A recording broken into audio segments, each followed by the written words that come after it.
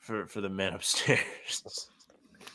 I mean, we'll find out tonight, I suppose, is the start of testing it out. Hopefully, Yeah. Well, then he started talking about the Celtics. I was like, oh my gosh! We were like nudging each other. That's your omen that you were in the right place. Yeah, really. Clearly. Hello, everybody. Hello, chat. Welcome in. We're live. We're ready to rock. April Fool's Day is here, so. Do you guys think Joe would actually do anything for April Fool's Day? Do you think he'd fuck around? Or I guess I can't put that in the show, but do you think he'd mess around? Yeah, I think that's totally within him. He's done it before. Remember, he messed with Grant Williams. What did he do on April Fool's Day? Wait, do I not remember? I don't remember that. To be honest, I don't remember the specifics, but he definitely did some sort of Grant Williams related prank, I believe. Really? Oh. I don't remember that at all. Maybe it was something just related to them joking around about who would win in a fight, but I thought he did something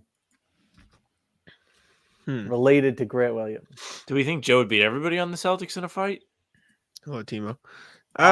Yeah, probably. When you have a jiu-jitsu background, it doesn't matter if someone's bigger or even stronger than you. That's true. Probably. Yeah. Probably. I don't remember. If he does anything, it'll be with like the media. Just say something like outrageous today. That's about as far. Yeah, as, see, Timo's got it. They had like a fake fight, or they were going. Oh, yeah. Was that Ime or was that Joe? I thought it was Joe. Maybe it was. I think it was Ime. Timo, huge assist right there. I think it was. I don't know. I don't remember. I don't remember Joe doing it. I do remember what you're talking about though. Yeah, Ime Udoka and Grant Williams played an April Fool's joke where they faked a fight with each other. Yeah. Udoka said none of the other players stepped in to break it up. A few players later indicated they wanted to see Williams get his butt kicked. That is what it was. Yes. So I do wonder if now it's Joe's turn. I do wonder if I said it for like a month and I don't think it'll happen. I just want Tatum to come off the bench. Just come off the bench. April Fool's, Monday night in Charlotte, facing Grant Williams. It's the perfect chance. It's the perfect opportunity for you to do it. Do we have an injury report yet? Won't, because Grant is on the other side. What if he's like, just let me match Grant's minutes? Right? We do. Jaylen is questionable.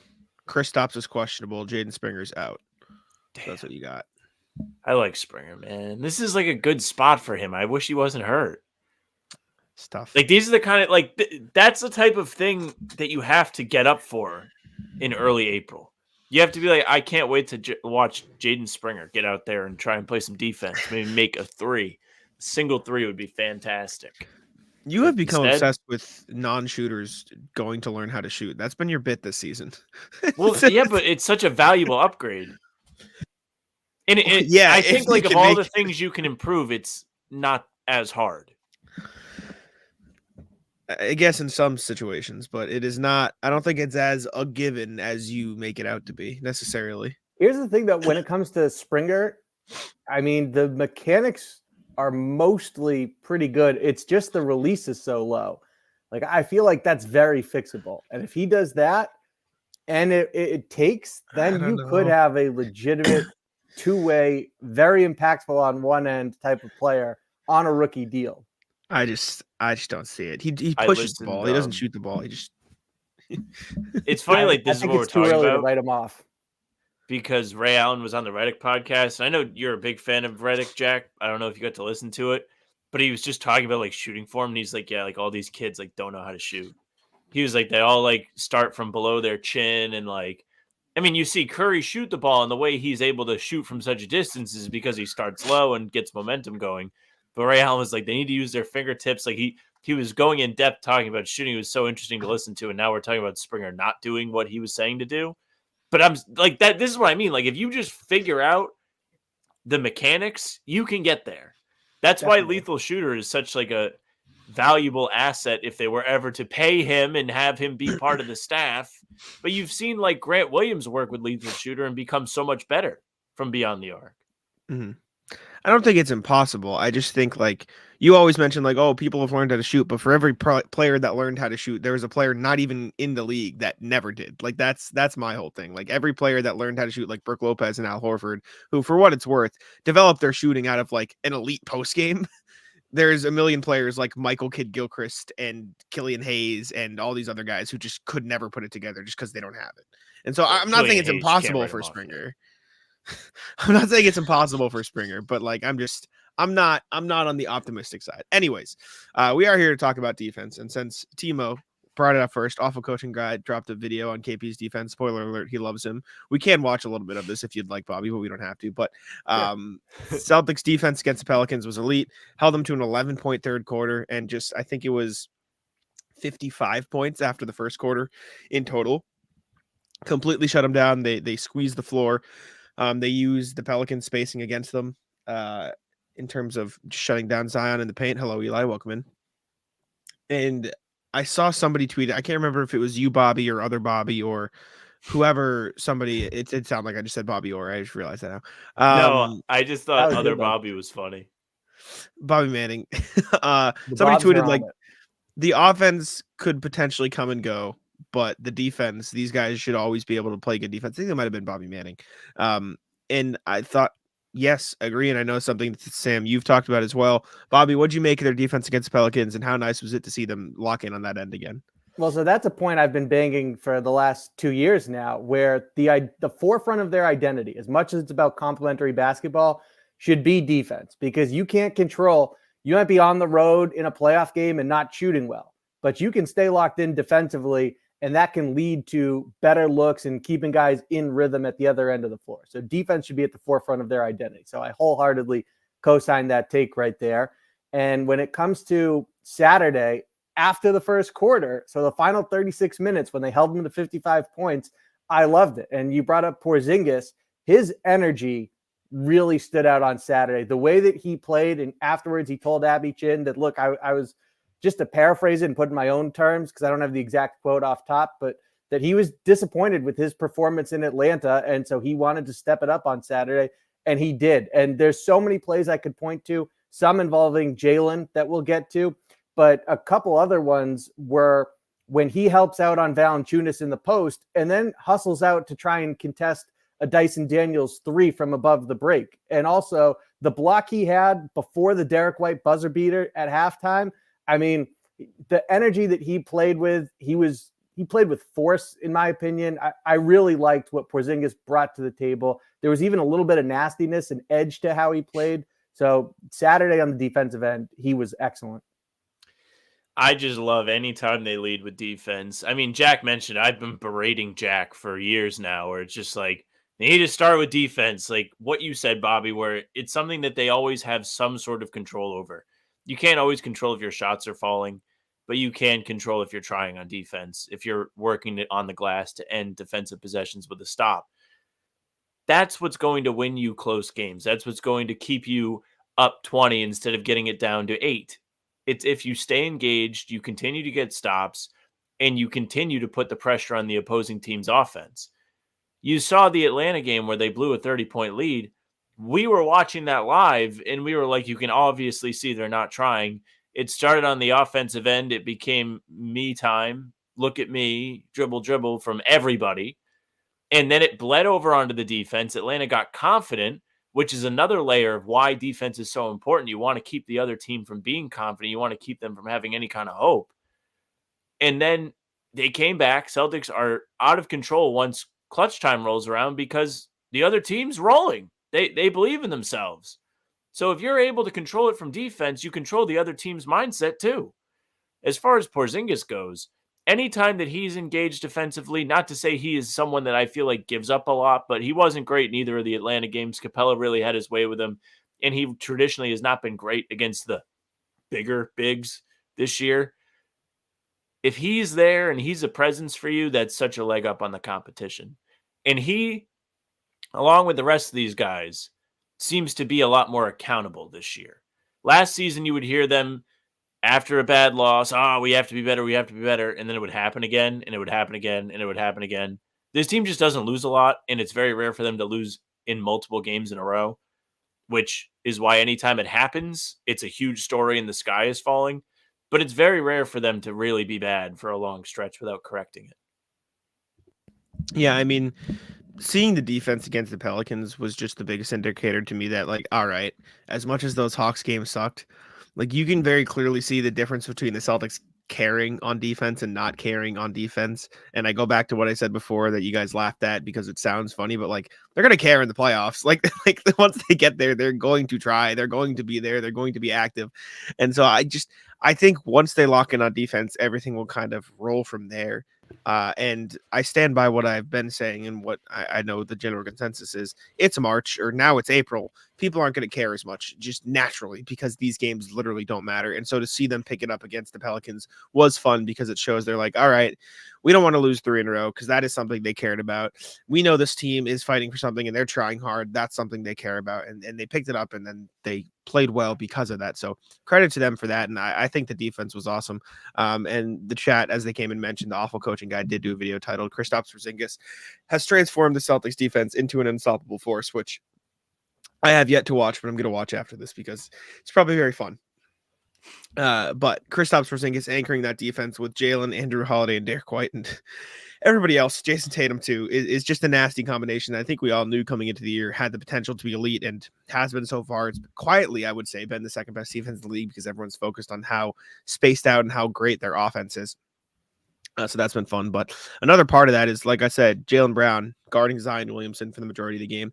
Chat got mad at us because we forgot to mention it in our post-game podcast because we just talked about it during the playback and forgot. But Jaylen did a great job on Zion Williamson. Zion was 5 of 6 in the first quarter and 4 of 11 from then on out. So the Celtics shut him down. Jaylen Brown guarding him and basically just guiding him into a force of Kristaps Porzingis in the paint. Bobby, how impressed with you with Jaylen on in the Pelicans game? Very impressed because of the physical challenge that Zion presents and because of how explosive he is. But you mentioned there, he did a great job of playing to his help. And so it was the combination. It was the force that Jaylen played with and then utilizing his other physical attributes, like his length, like his quickness, but also being able to steer him into the help. And then, I mean, you look at some of the turnovers and the blocks that happened as a result of it, from the block party down low with Porzingis in the third quarter, where they just swallowed up Zion multiple times, to that turnover in the second quarter. There's actually multiple occasions where Drew Holiday, he comes over, he blitzes Zion with JB. They force a turnover. They're going the other way. Another one where the Pelicans had poor spacing because Zion gets it up top, and on the wing is Larry Nance Jr., who's not a threat. And the Celtics, they play the Pelicans. They will live with the Herb Jones and the Larry Nances of the world making threes. And then in the corner on that side is Dyson Daniels, who they don't care about either. So as Zion starts to drive, Al Horford and Xavier Tillman are both inside the paint. So you can see what the priority is there. And then as soon as Zion gets to the elbow, Drew Holiday meets him there. It's a double team. It's a turnover. So the Celtics, Jaylen Brown for taking on the challenge and doing it with the necessary physicality and force, and then the help defense that was there to also make sure his effort didn't go in vain, was tremendous. Yeah, we've done a lot of talk about JB and his big muscles this year, and it's nice to see that they are more than just looks. Zion is a behemoth. He's strong. He's athletic. And Jaylen Brown stepped in the second half and took Zion out of the game, along with his teammates. Because Zion was dominating earlier in this game. He was getting to his left hand on reverse layups easy every single time at the beginning of the game. He had like 8 of New Orleans' first 15 points at least, and that's being kind of conservative on that. I'm not positive how many, but it was a lot early for Zion. First quarter. How many? 12? 12 in the first quarter. Yeah, and he was just helping New Orleans fuel that offense. I mean, they had 21 points halfway through the first, and then they finished with what, 80-something points? 92? 71 points for the rest of the game is not bad. In the final 42 minutes, pretty good defense from the Celtics. So it's good to see that they adjusted on the fly too. That's a lot of what's talked about with the Celtics. Can they adjust? There's been talk about Mazzulla's timeouts. What is he doing? How is he taking them? How is he handling momentum? Is he a good coach? He's listening to his players. Jaylen is somebody throughout the season who has taken on the responsibility of playing defense on the opposing team's best guy. He's done a very good job of it repeatedly, and Saturday was just another example of that. So I was very proud to see Jaylen once again lock in on defense. Yeah, and I think, I mean, I just rewatching it, like they put out the matchups. Rewatching it, I think I realized why like we didn't jump to saying Jaylen was amazing on Zion. He did a great job, but like it was truly a team effort. Like it wasn't just Jaylen. Like they swallowed him up as a team. Like these are all 6 shots, or the 5 misses, I should say, of Jaylen Brown stopping, quote unquote, Zion Williamson, and they all start with Jaylen on Zion. They switch here. Derek White's on him now, but they switch, and Jaylen goes on him.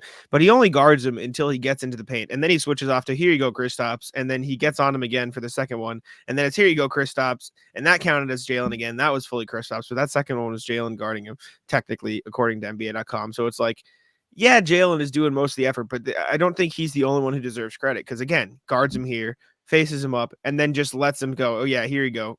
Here's Al Horford for you. Go see a second body in the paint. Let me pass you off real quick.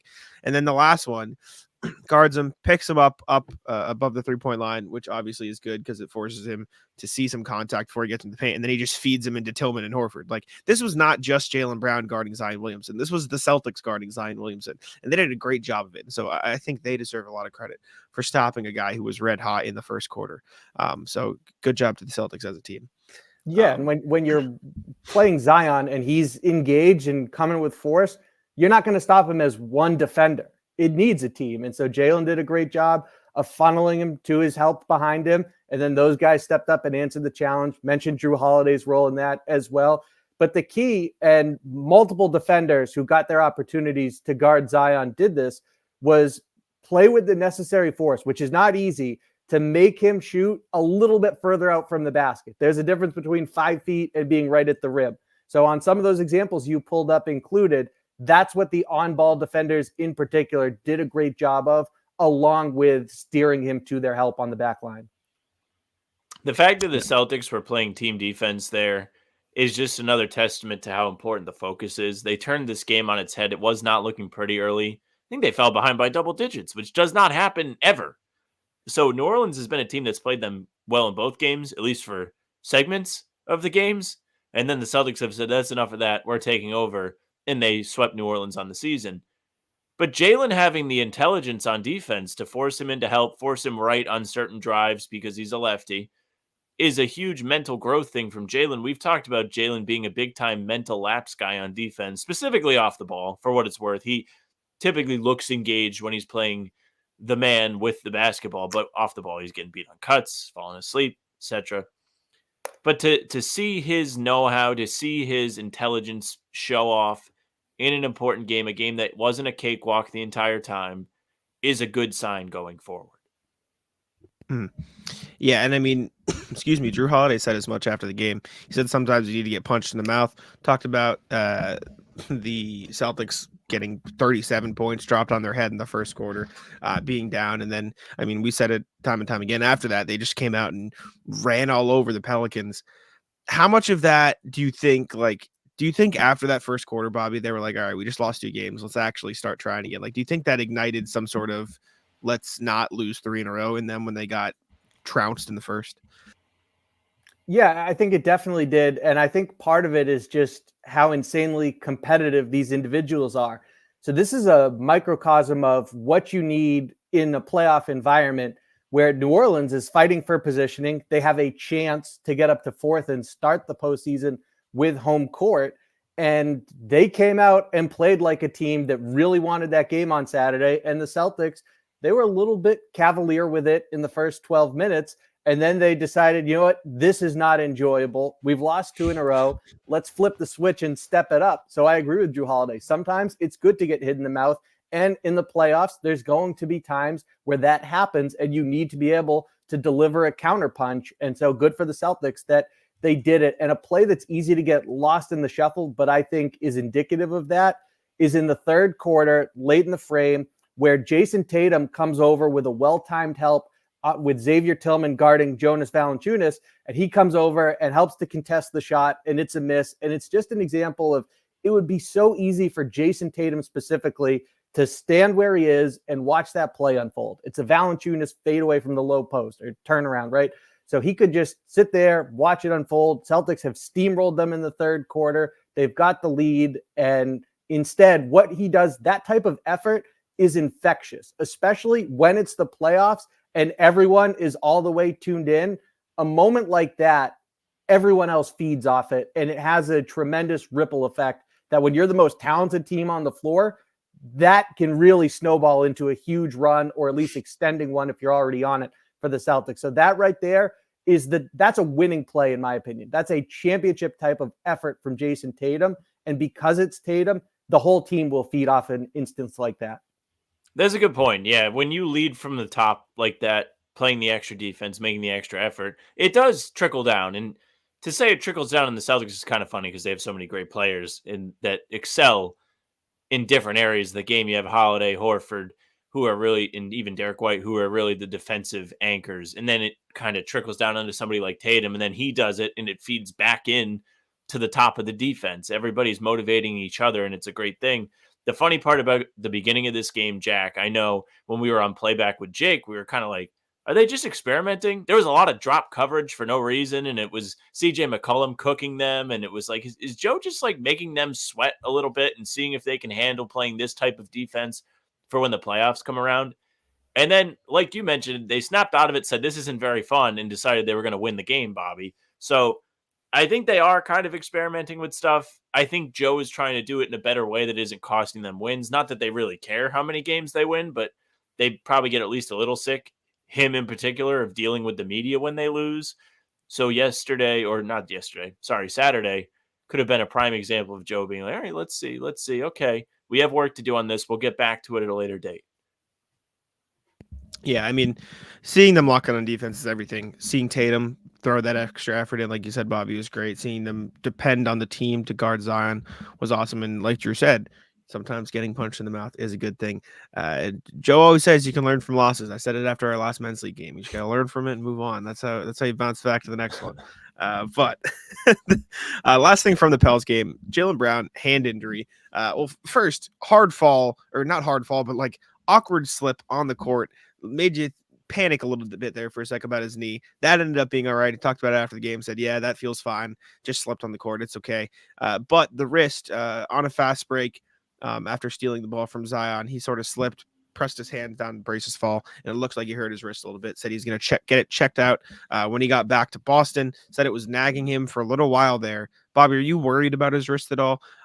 Because he has had wrist problems in the past. So first, with the knee, when that happened, one of my first thoughts was that it's the same floor that Steph slipped on near the playoffs and hurt his knee. And so that was a concern right there. And it doesn't look good when someone's grimacing and reaching for that area on their body. And then when it comes to the hand, I mean, look, it could be the second year in a row where he goes into the playoffs with a hand injury. And so that's suboptimal, obviously. And good for him that he stayed in the game, but he said he wants to get it checked out when they get back to Boston. So the road trip ends tonight in Charlotte, and then they return. He said it's been bothering him for a little bit. So hopefully it's not anything to be concerned about, but they are running out of time for that to be what heals this. So it might just be something that he has to play through. And also, like 3 years ago, he had hand surgery to end his season before the playoffs. So hand injuries are the most odd, reoccurring thing I've ever heard of, but for whatever reason, it keeps happening to Jaylen. I don't love that it's his left hand because all that's anyone's talked about for the last year is he can't go left, and if it's hurting, it's not going to be great. I hope it's nothing, but I don't feel like he would be talking about getting it checked out if it was nothing. But at the same time, did it really feel like his hand was off? Like, did it feel like it was affecting him? He didn't look like he was in that much pain after the initial fall. He didn't have a great offensive game. He missed some layups, but that was with his right hand. And they were just unfortunate misses that we could not believe didn't go down. I mean, he blocked Trey Murphy with his left hand. Yeah. It's true. I mean, I don't think it's that serious. I think if it was as serious as, could miss significant time, he wouldn't be listed as questionable for tonight's Hornets game. Not that I'm saying he'll definitely play, but the fact that he's even an option to play tells me like, all right, this is probably something that I don't doubt that it's bothering him, but if it was the postseason, I assume he'd be all right and he'd be playing. Hello, Pete. Hello, Joey Spatulas. How we doing? Welcome in. What up, Thank you for tuning in. Yo. Yeah, so I'm not of the belief that it should be anything major, obviously, knock on wood, but we'll see what happens. Speaking of the Hornets, Celtics do get the Hornets tonight in Charlotte taking on Grant Williamson, his new team. Unsure how much there is to talk about, but Bobby, what are you looking for in this highly anticipated Hornets matchup on a Monday night on League Pass?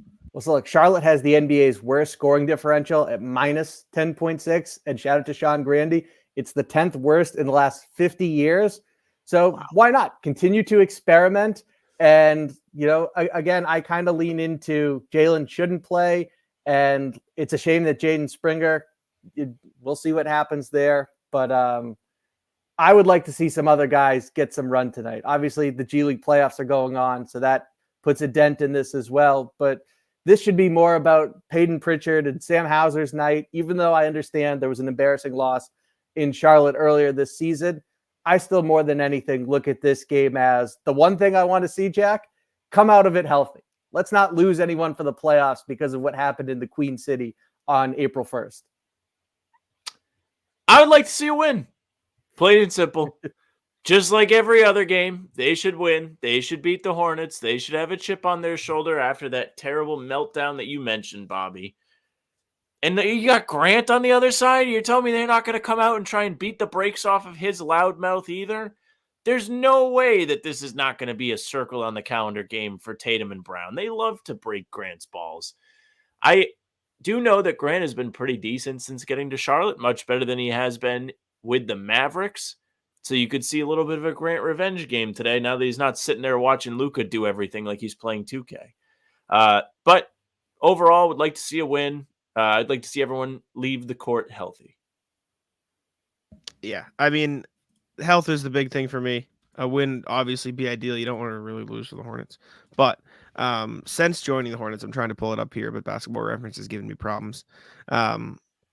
Since joining the Hornets, I want to tell you how much Grant Williams is averaging. He's been good, much better. Sort of giving them some semblance of an identity. He's been averaging 13.4 points, 5.1 rebounds, 2.6 assists while shooting 49% from the field and 34% from three. His 3-point percentage has dipped, though. I can imagine a big part of that is that defenses, weirdly enough, don't have many other options on who they have to guard. And that should tell you just how subpar the Hornets roster is right now. Hornets are also dealing with a bunch of injuries. LaMelo Ball's out, Mark Williams out, a bunch of people are out. We're probably going to get the trio of Grant Williams, Trey Mann, and Vasilij Micic. So we'll get a good time of some Hornets players right there. Brandon Miller, I think, is playing too. But anything else you wanted to cover before we get to second night of a back-to-back for Charlotte? It's true. This is true. Bobby, do we miss anything? Oh, Embiid. Yes. Embiid is supposed to return within the next week per Woj. I've said this the same a million times. I think that's a terrible plan. Just why risk it? He's already had a million health issues. I don't think the Sixers have the best chance of making a title run this season. I think their best chance, if anything, will be next year when they can get more help and really build the roster around him and Tyrese Maxey. This just seems like a completely unnecessary risk, in my opinion. But Bobby, do you have any thoughts? Yeah, that medical Twitter, at the time that this was all unfolding, was a lot of them, at least, were in agreement that he should not come back, that this is a mistake and he should take the most intensive form of surgery. And it's a huge risk if he is really just relying on a trim and some time to recover, that his meniscus flipped over. So to me, I agree there's a massive risk involved, but he has sized this up and said, how many chances am I going to get? I was the leader in the MVP conversation before this injury occurred. He likes his team. They got Buddy Hield at the deadline. So now instead of PJ Tucker, for example, getting some of those kickout options, it's a more reliable shooter. So he looks at it and says, I know the risks and I'm willing to take them on. So good for him in that sense. And we'll see how it all unfolds. But that might be, and to some sites, the metrics are most likely that's the Celtics' first round opponent. So you might get to see it up close and personal. Well, it's going to be great when it's between Philly and Miami, isn't it?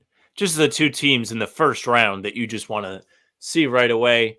I stand by not really being in fear of Philly just because the Celtics always seem to beat them no matter what.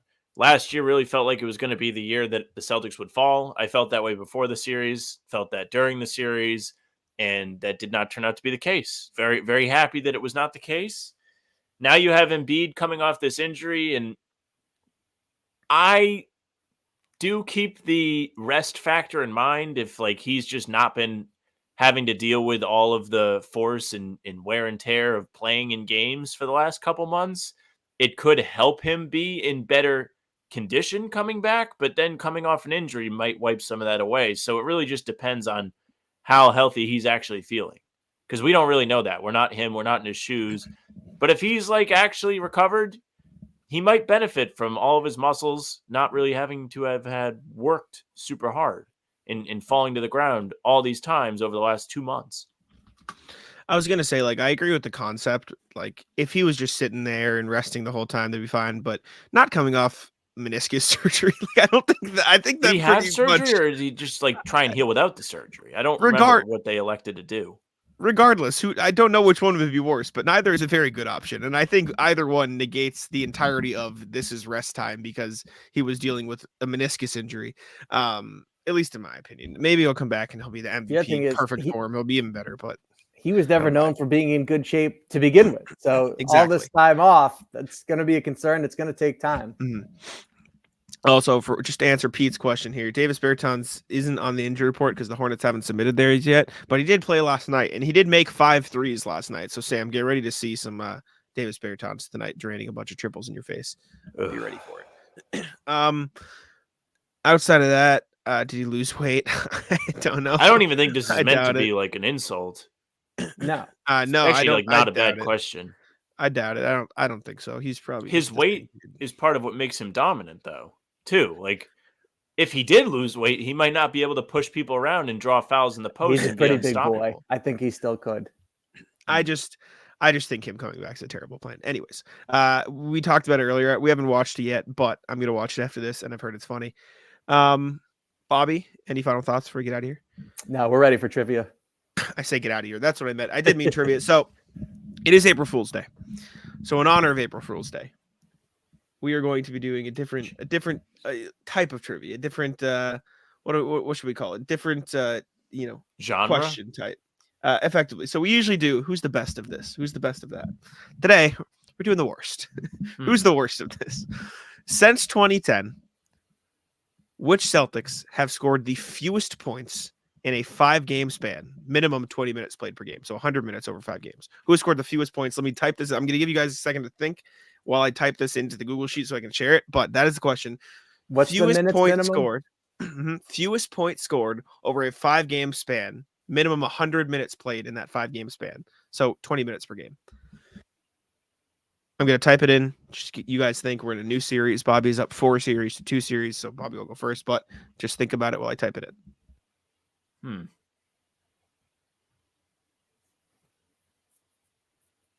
And again, this is since 2010. This is going to be an interesting one.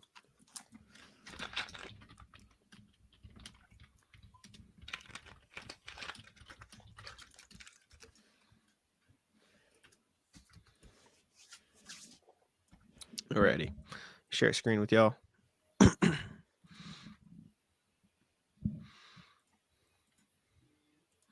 So we're on to a new series. That we are. Yes. It's retribution time, Sam. You need one here. You need one bad. All right. So just if it's 4-2, then we're on to a whole new thing. Correct. Yeah. Okay. Correct. Glad we're on the same page there. The 100 minutes thing is such an important minimum 100 minutes. Yeah, that really makes this a fun question. So let me ask you this. For both of you, are we doing, if you get it wrong, you get what are you doing? You guys want to decide on that question now? Like if you name somebody who has played over 100 minutes, actually, I guess it won't matter because I am on the streaks thing. So I will just find something where they have played fewer than 100 minutes in that span. And if I can't find it on like the first 5 pages, like if you say Jason Tatum, I'm going to assume he probably hasn't hit that mark in his Celtics career. So I'm just going to you'll get a DQ and I'll give you some arbitrary number. What do you mean? This is minimum 100 minutes. Oh yeah, true. So I guess you'll just get a massive number. You're right. My bad. Yeah. Okay. Good guesses from the chat. Off rip. Turn the chat off. I swear I didn't look, but I didn't have the chat off. But I swear I didn't see any guesses. I promise.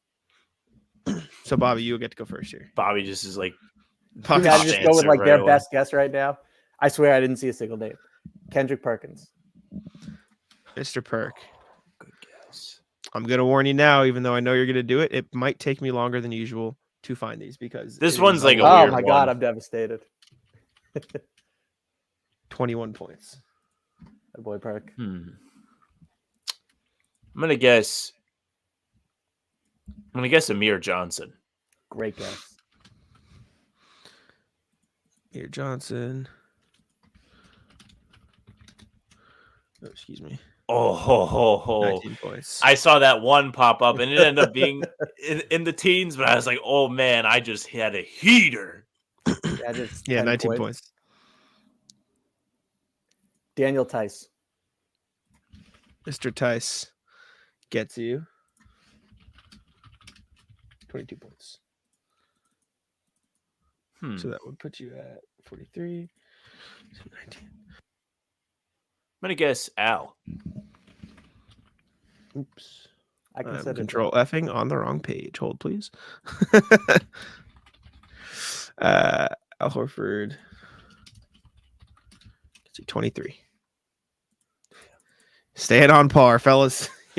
Great content. That's a little volley back and forth. Oh, 43. Sorry. Pete is right. Thanks, Pete. I did math wrong. Oopsies. Shaving points, dude.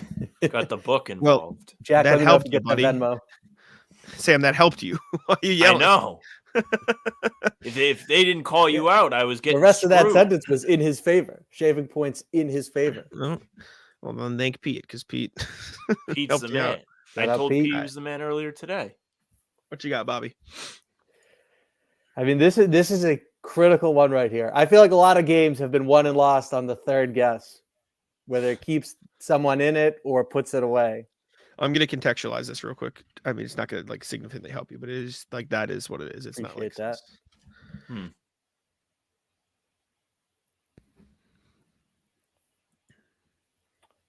It's the 100 minutes that makes this so spicy. It gets you nervous, right? It gets you like anxious. You're like, uh-oh.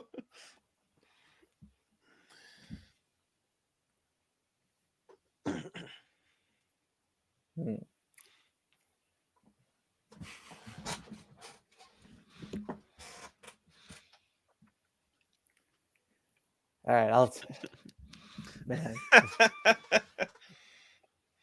There are so many guesses that I feel like I don't know if they reached 100 minutes in 5 games to pull this off. It has me leaning towards like these conservative chip it short and then try to put it in type of guesses. All right.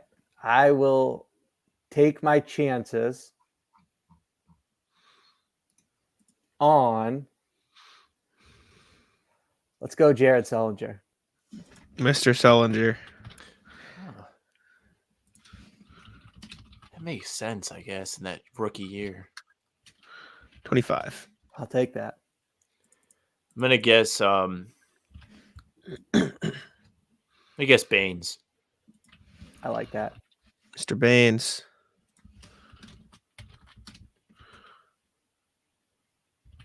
$19. Oh, bravo. So it'd be Pete. You can check my math here, but I believe that's 61. Right? Yeah. Yeah. Yeah.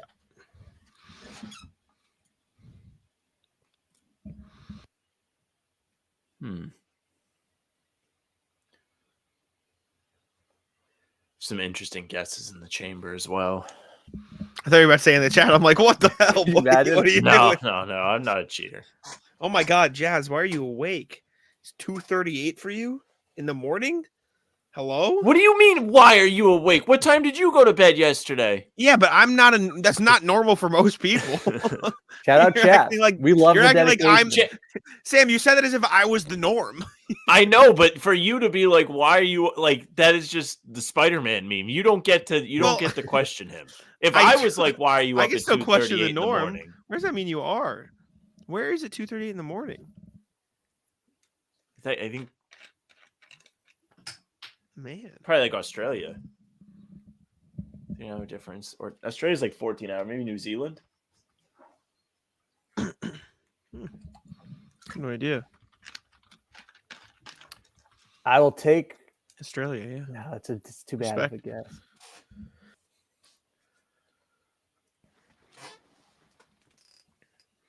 All right.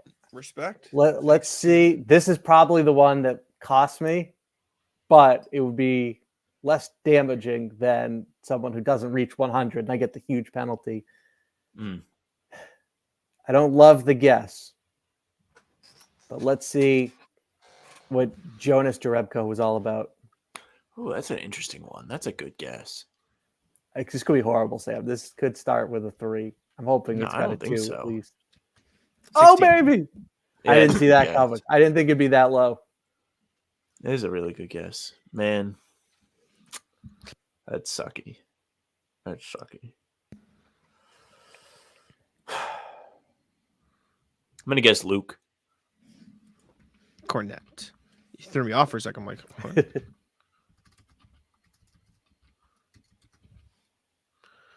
Luke Cornette. 29. Oh. More than I thought. Yeah, me too.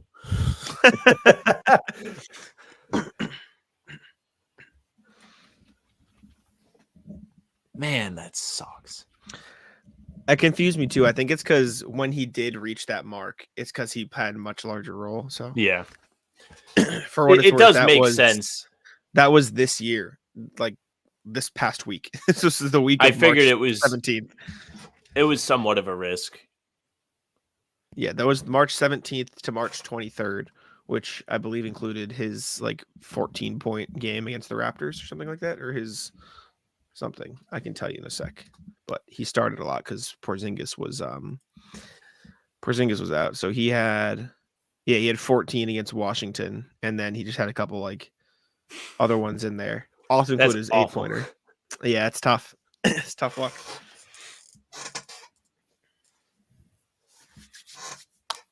This is gonna take a while.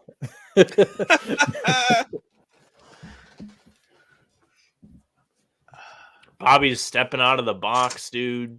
Oh yeah, doing his gloves like when no I get more. in. Yeah.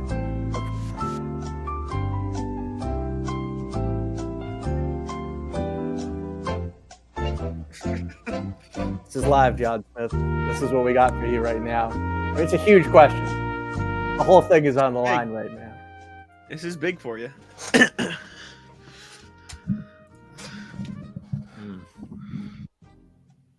Eli, that's a good guess. It's not just because. That is a good guess. Outside of the list of individuals that I'm not confident enough got to the 100-minute threshold, I really don't have anyone in mind. At least not that I'm like gung-ho about guessing.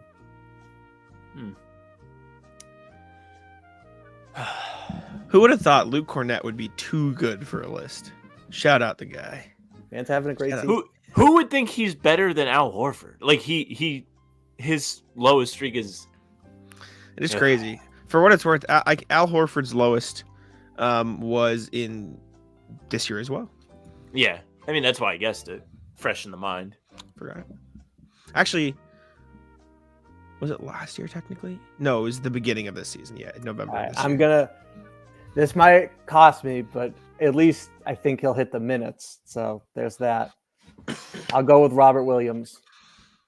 Mr. Williams. Oh, man, that's a good one too.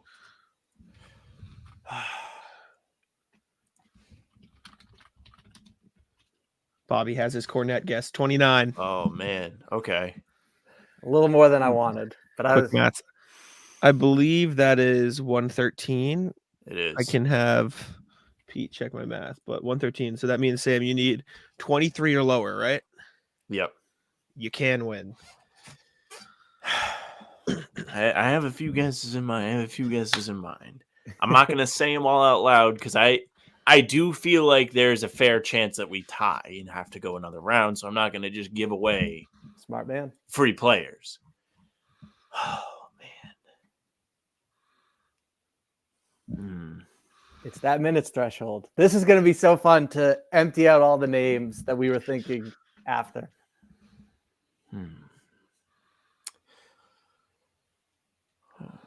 This is tough. is very tough. I don't like the last answer. Jazz, I don't believe that first one you said played enough minutes. And the second one is a higher point total than you might think. Oh man. I'm starting to have like more and more names like enter the threshold, and I don't like it. Mm-hmm. I don't like it one bit. Pete, that guess isn't terrible. Pete.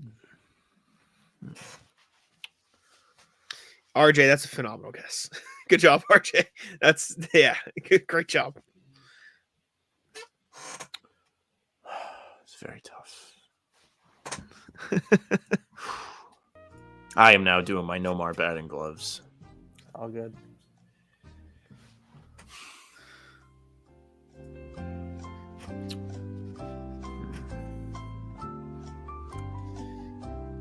I'm gonna guess Marquise Daniels. Marquise Daniels. Might not have got enough minutes.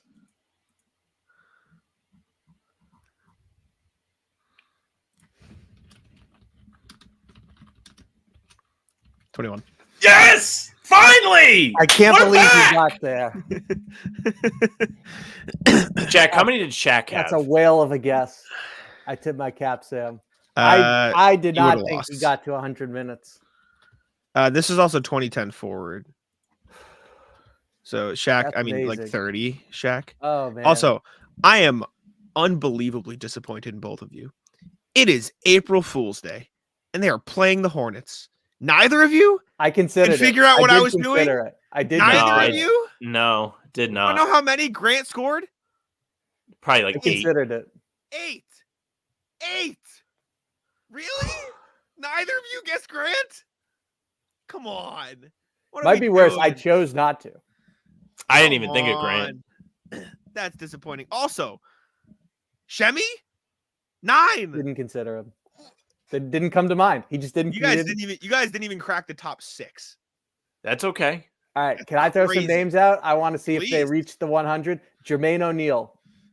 Yep, he would have gotten you there. Jermaine O'Neal, 11. And What he got about to Big 100 Baby? minutes. 100 minutes.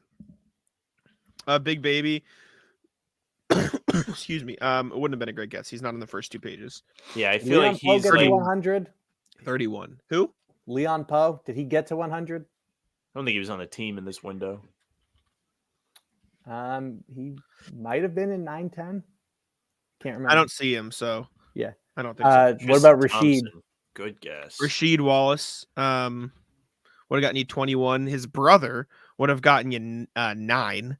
So Who's his brother? I think he means Gerald. Gerald I Wallace? don't think they're related. They're not. They're not related? No, I don't Oh, think my so. life's a lie. I always thought they were related, really. I thought that was just a joke off the same last name. I thought they were related. Maybe I'm crazy. Oh, They're yeah. definitely not brothers. I don't know why I believe that. Clay and Tristan are also related. Did Enes Kanter get to 100? I don't think so. And if he did, I don't see it. I feel like anytime he actually got minutes, he put the ball in the basket. He just didn't play defense. Yeah, but I don't know. Like, what does that average out to? Speaking of you mocking me, though, saying Tristan Thompson is on the list at 14, so you should have guessed him too. Well, that's why I mentioned him. Marcus Also- was one that went through my head. Also, highly disappointed. April Fool's Day. The man himself's not here. Michael Petrus? Come on. Oh, I did think If after if I Dylan was guessed here, then one of us would have got that. after I guessed Marquise Daniels, I was like, oh man, I probably should have guessed Michael Petrus. Have some faith in me, guys. April Fool's Day? Come on. 11 points for Petrus. I don't know how overshot we're the 100 expected to minutes be thing like, Jack really put thought into this question when every show you're like, I think of this like 5 minutes on the before. fly. Yeah. Hey, come on. Give me a break. I step up. Yeah, and Yeah, every they're great single They are in every consistently single show, bangers. they're amazing questions. Come Bangers give me every some time. credit. What are we doing? Grant Williams, Semi Ojeleye, Michael Petrus, Jermaine O'Neal, Tristan Thompson, Peyton Pritchard at 15. I thought of considered Smart, him. Marcus Smart at 15. I also thought Sam's of guy, Marcus. Evan Turner at 15. Yeah. And then the first guy on your list was Jonas Jerebko that you cracked at 16. Courtney Lee also would have been a great answer for you. Rondo Oh, also yeah. as well.